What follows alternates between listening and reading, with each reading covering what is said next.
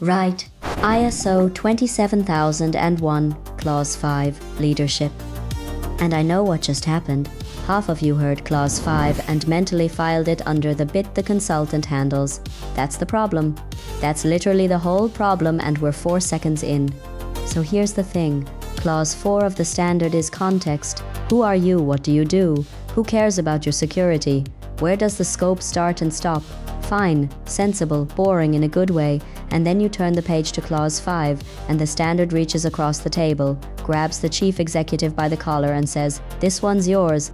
Not the consultants, not the poor sod who got handed the compliance spreadsheet because they were quiet in the meeting. Yours. Let me set up a running example. Small SaaS company, 30 people, lovely product. They've got a customer asking for ISO 27001 because a procurement person somewhere has a checklist, and now there's a deal on the line.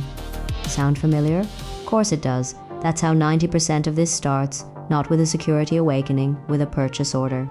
So the CEO does what CEOs do, delegates it. Dave, can you own the ISO thing? And Dave says yes because Dave says yes to everything. That's why Dave has no hobbies. And here's where it goes wrong. Because you can delegate the work, you cannot delegate the accountability. That distinction is the entire spine of Clause 5, and if you take one thing away from the next 8 minutes, take that. Clause 5 has 3 parts.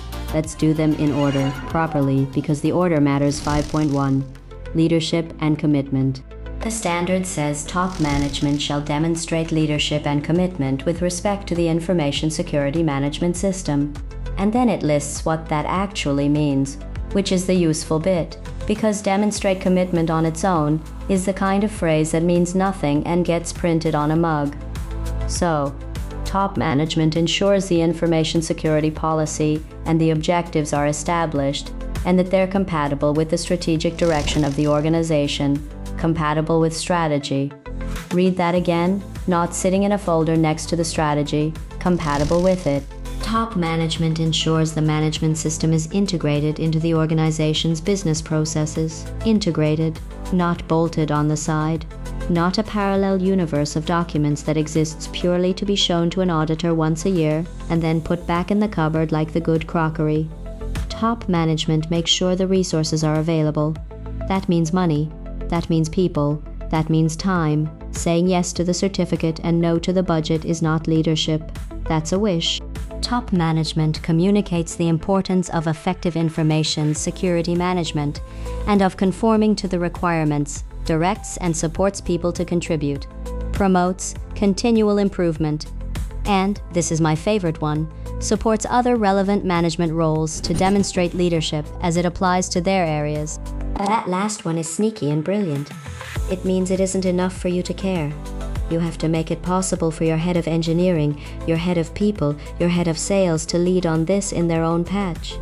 You're not just responsible for security, you're responsible for the conditions in which other people can be. Now here's the distressingly honest bit. In a lot of companies, top management's demonstrated commitment consists entirely of forwarding a phishing email to the IT channel with the words, "Is this real?" and no further context. That's it. That's the leadership. Adorable. Or my other favorite, the all-hands slide that says, "Security is everyone's responsibility," delivered by the one person in the room who has never once had their access reviewed. Right? 5.2 policy. Top management shall establish an information security policy, not approve one that appeared. Establish one. And the standard is specific about what's in it. It has to be appropriate to the purpose of the organization. It has to include information security objectives or provide the framework for setting them. It has to include a commitment to satisfy applicable requirements and a commitment to continual improvement of the management system. Then there's what you do with it. It shall be available as documented information. It shall be communicated within the organization, and it shall be available to interested parties as appropriate. Communicated, not uploaded. There is a difference. And everybody in this audience knows exactly what that difference is, because you've all got a policy sitting in a shared drive folder that has been opened 11 times, and 9 of those were the person who wrote it. Let's be honest about how that policy got written. Downloaded from a template site, Find and replace on the company name.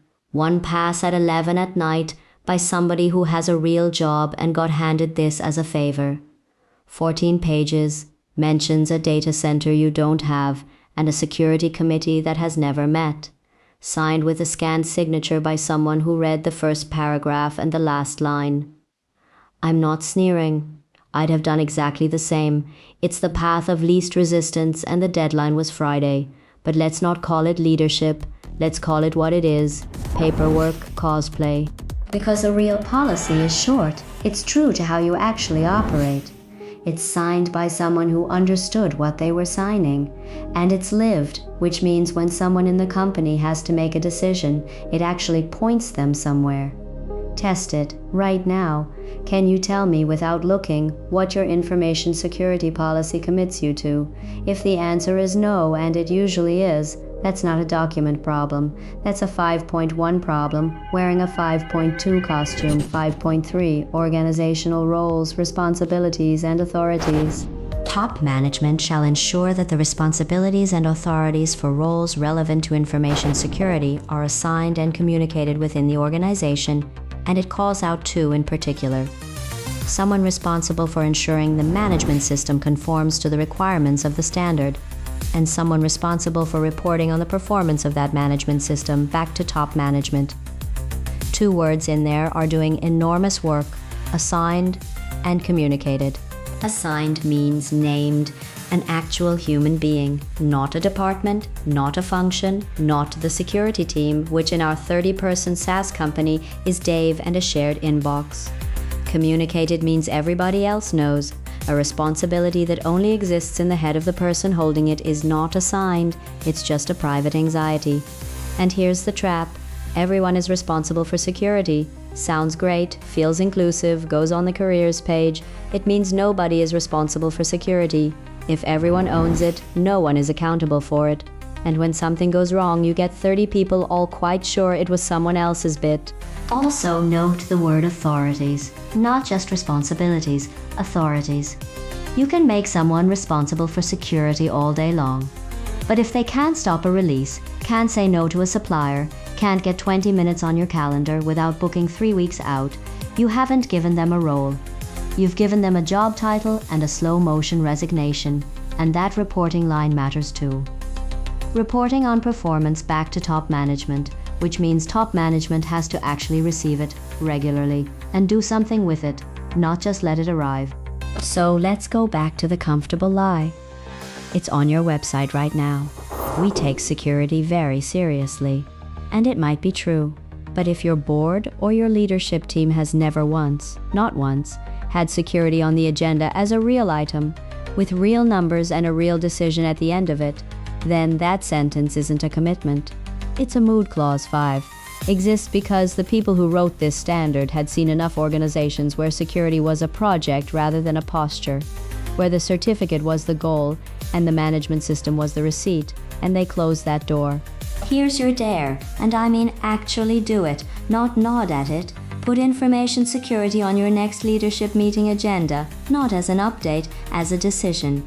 Bring 3 things your policy. Read aloud in under 2 minutes, because if it takes longer, nobody's reading it, the name of the person accountable, and what they're actually allowed to do. And one thing you're going to fund this quarter, if you can't fill all 3 in, you don't have a clause 5 problem. You've got an honesty problem. And unlike the paperwork, that one you can't delegate either.